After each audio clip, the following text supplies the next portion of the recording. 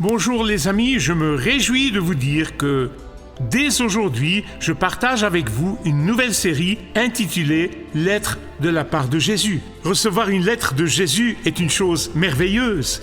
C'est ce qui est arrivé avec les églises de l'Asie mineure. Chaque église a reçu une lettre personnelle et dans chaque lettre, Jésus a révélé ce qu'il a à cœur, ce que lui aime ou ce qui brise vraiment son cœur. Surtout les églises infidèles. Donc, vous allez être sûrement encouragés, remplis de joie, ou même réprimandés, mais vous allez sûrement lever les yeux vers le ciel et le remercier pour son amour et sa providence envers nous les croyants.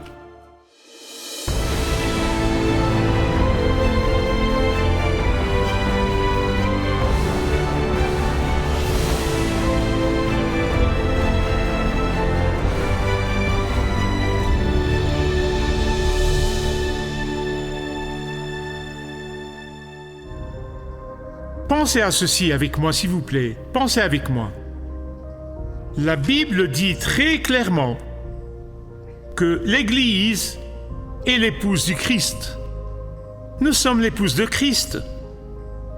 Et comme c'est parfois le cas, une femme, après avoir été mariée pendant quelques années ou plusieurs années, peu importe, peut commencer à s'éloigner de son mari.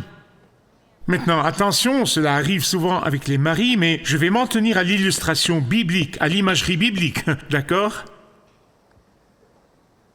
Elle est mariée, oui. Elle vit toujours avec son mari, oui. Elle fait toujours les actions du mariage, oui. Mais elle n'est plus, comme on dirait, follement amoureuse de son mari comme elle l'était autrefois. Elle n'est plus engagée émotionnellement et profondément amoureuse de son mari comme elle l'était autrefois. Elle est plutôt colocataire avec son mari. Maintenant, bien-aimés, écoutez-moi s'il vous plaît. C'est l'état de plusieurs églises en Occident au XXIe siècle. Elles ont peut-être commencé avec un grand amour pour Jésus, mais après avoir été attaquées intensément par Satan,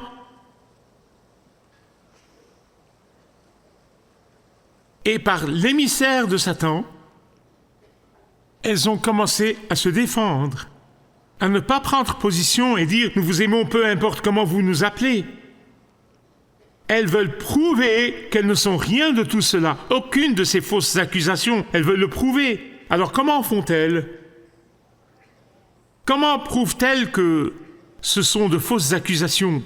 Elles essayent de s'adapter à leurs critiques. Elles essayent de s'adapter à leurs critiques.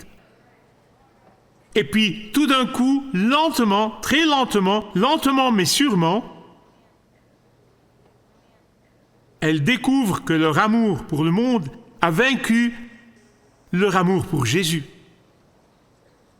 Dans cette série de messages que j'appelle « Lettre de la part de Jésus », nous allons voir non seulement la cause,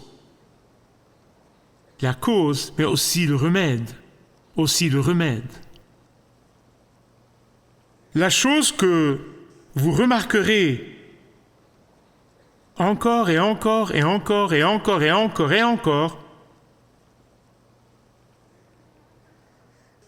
c'est que si une église, n'importe quel croyant, n'importe quel groupe de croyants veut rester amoureux de Jésus, alors ils doivent avant tout s'entêter, refuser délibérément et résolument de s'adapter à la pression de la culture. Pourquoi? Parce qu'une fois que vous commencez à vous adapter à la culture, ou que vous essayez de plaire à la culture qui vous entoure, ou que vous voulez être accepté par la société, vous perdrez très certainement non seulement votre vision, mais aussi votre pouvoir de témoignage. Nous allons voir cela en détail comme nous étudions ces 7 églises d'Asie mineure. Pourquoi 7?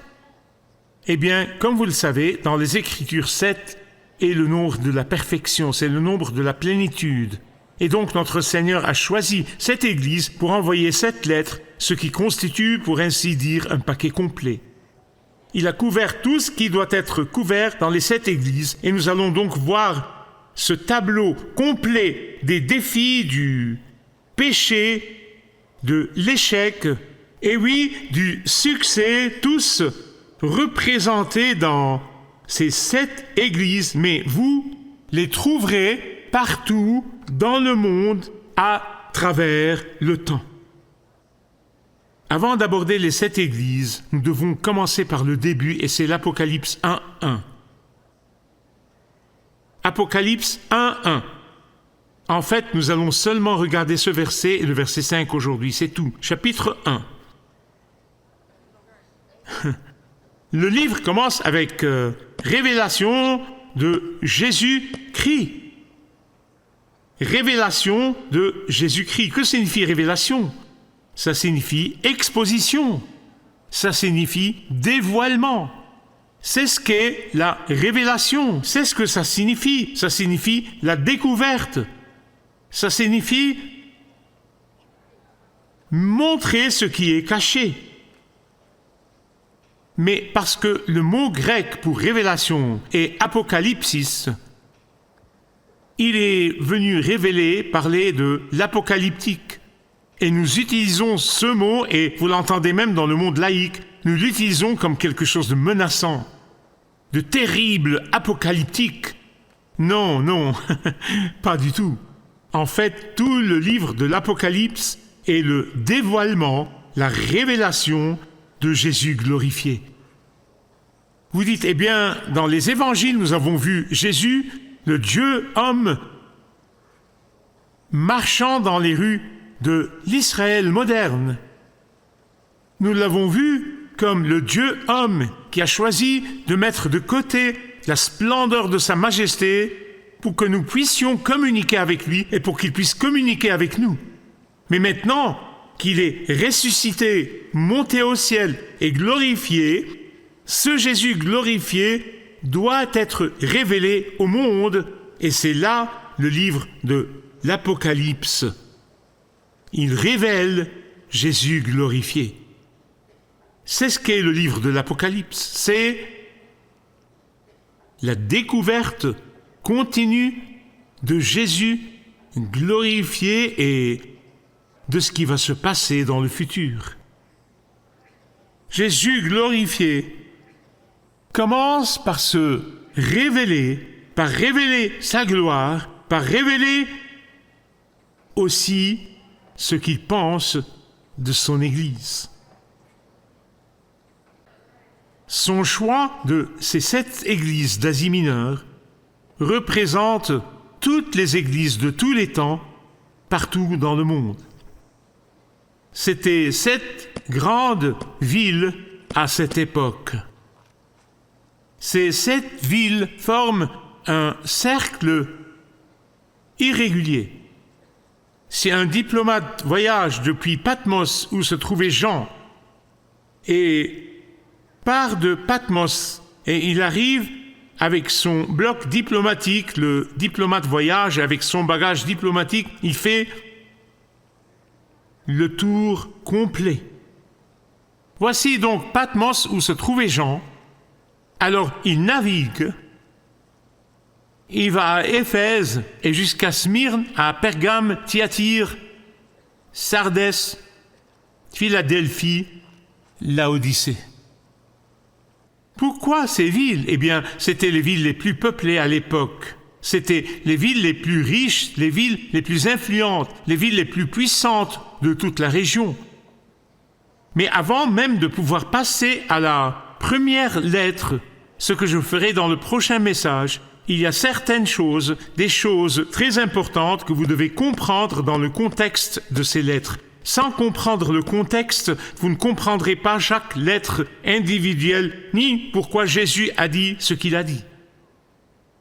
Parce que sans savoir et sans comprendre ce qui se passait à ce moment-là, vous manquerez l'incroyable profondeur de ces lettres et des messages qui sont dans ces lettres.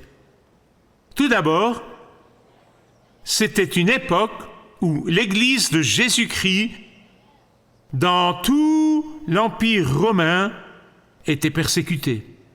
Dans tous les coins de l'Empire romain, qui est littéralement le monde peuplé de l'époque. Comment ça se fait ? Eh bien, entre 81 et 96 après Jésus-Christ, rappelez-vous ces années 81 à 96, il y avait à Rome un empereur misérable et vraiment méchant du nom de Domitien. Et il a commencé la deuxième vague de persécution des chrétiens.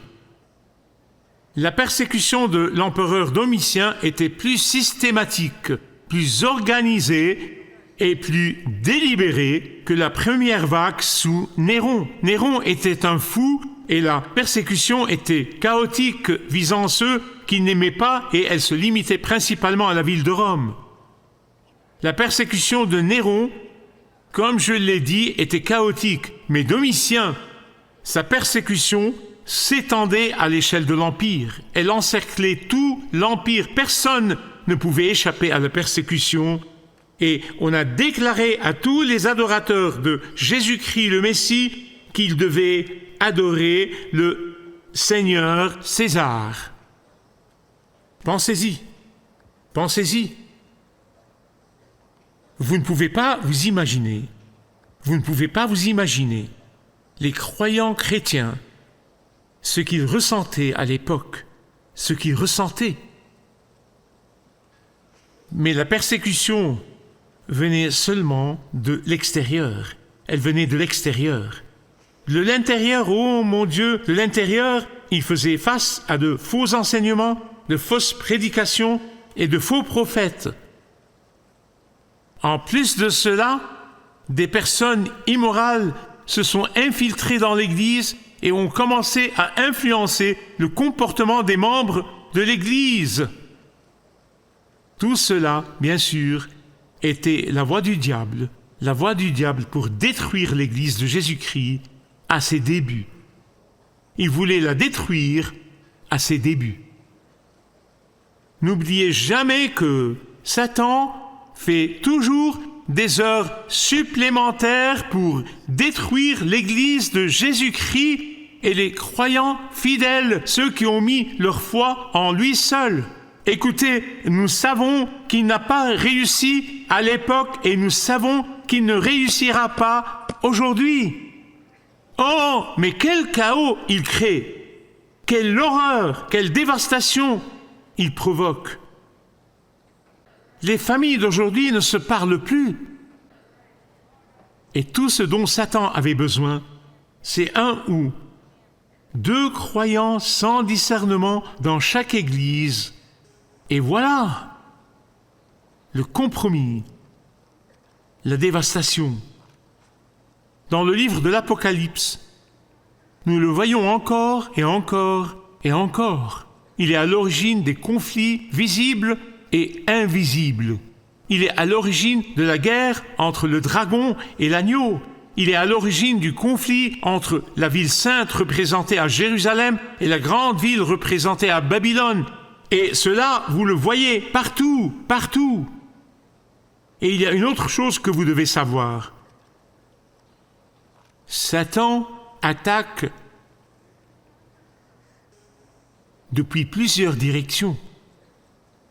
Avant de respirer, une autre attaque et sans attendre, la suivante.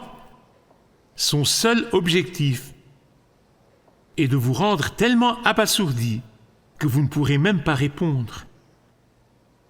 Vous ne pensez pas que je le sais ? Ce n'est pas une théorie pour moi. Je le sais par expérience. Parfois, il nous attaquera par la persécution physique. D'autres fois, il attaquera par l'intermédiaire des gouvernements, des lois et des tribunaux. D'autres fois, il attaquera par l'intermédiaire de faux enseignants et de faux prédicateurs. D'autres fois, il attaquera à travers des chrétiens compromettants. Regardez ce qu'il fait dans le monde aujourd'hui. En Occident, il conspire pour refroidir l'amour du plus grand nombre.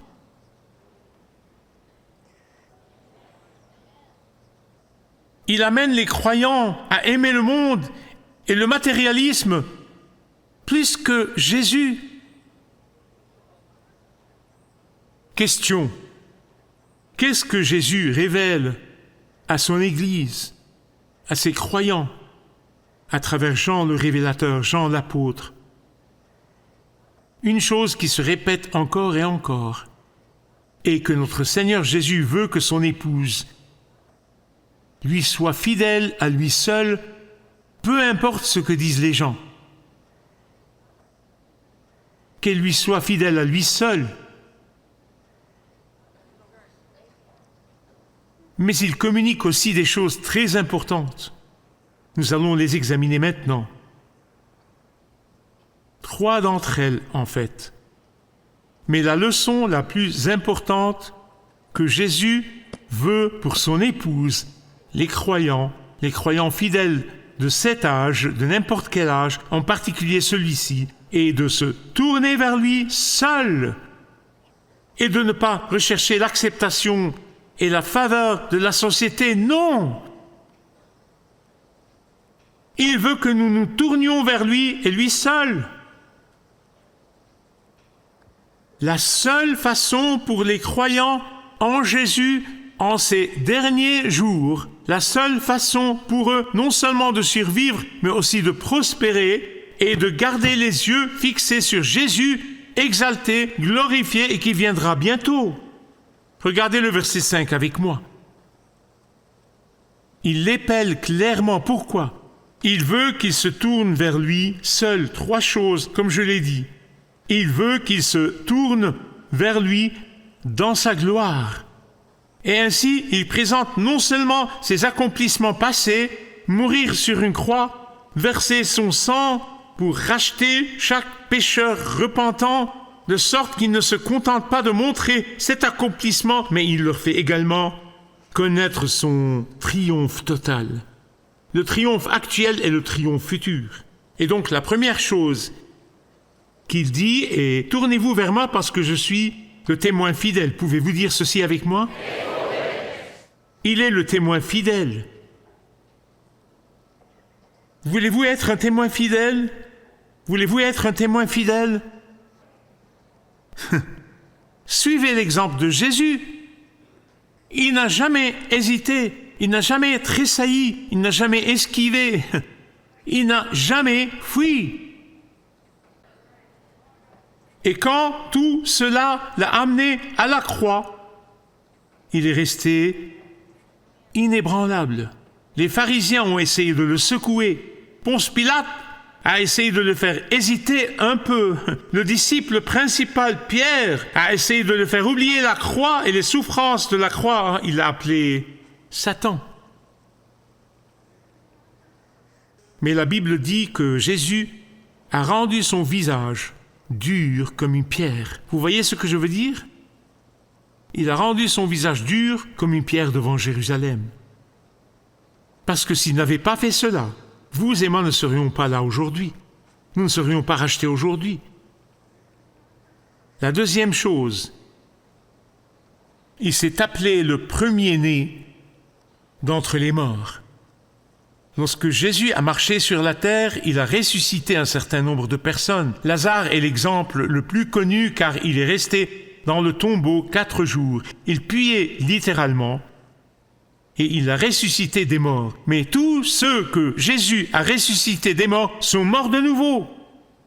Jésus est le seul à être ressuscité des morts pour ne plus jamais mourir. Il est vivant pour toujours et à jamais. Il est le présent, celui qui vit toujours. La mort n'est pas et n'a aucun autre droit sur lui. C'est pourquoi il est le premier fruit. Et nous aussi, nous serons ressuscités. Bien-aimés, cela devrait fortifier tout le monde. Ça devrait fortifier chacun qui m'écoute pour résister à la tentation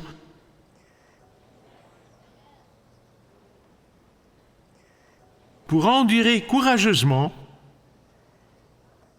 la souffrance et la persécution. Et la troisième raison pour laquelle notre seule espérance de prospérité et de victoire est de garder les yeux fixés sur Jésus ressuscité, monté au ciel et glorifié. Verset 5 de nouveau, c'est qu'il est le chef des rois de la terre. Pouvez-vous dire ça avec moi? Il est le... Les dictateurs et les dirigeants terrestres voudront peut-être écraser l'Église. Les égocentriques voudront dominer l'Église. Mais n'oubliez jamais, jamais, jamais, jamais, jamais que Jésus est le roi de tous les rois, qu'il est le chef de tous les dirigeants, qu'il est le Seigneur de tous les seigneurs, qu'il est celui qui contrôle toutes les nations, qu'il est le président de l'univers, qu'il est le directeur de la destinée des peuples de toute nation. N'oubliez pas que son empire est bien plus grand et bien plus merveilleux que le monde entier.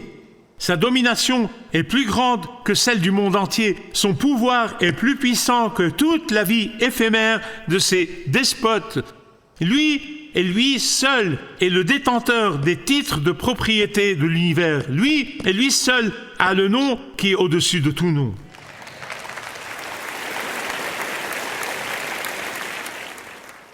Pour l'instant, bien sûr, nous ne pouvons pas voir cela de nos yeux physiques, comme l'a fait Jean le Révélateur. Il a eu le privilège de voir cela de ses yeux physiques, pas nous. Nous le voyons uniquement avec nos yeux spirituels, Oh, mais écoutez-moi, bientôt et très bientôt, nous verrons le Seigneur Jésus-Christ glorifié, élevé et majestueux, dans toute sa splendeur, sa domination, son autorité et sa puissance. Viens, Seigneur Jésus. Viens, Seigneur Jésus. Dites-le avec moi.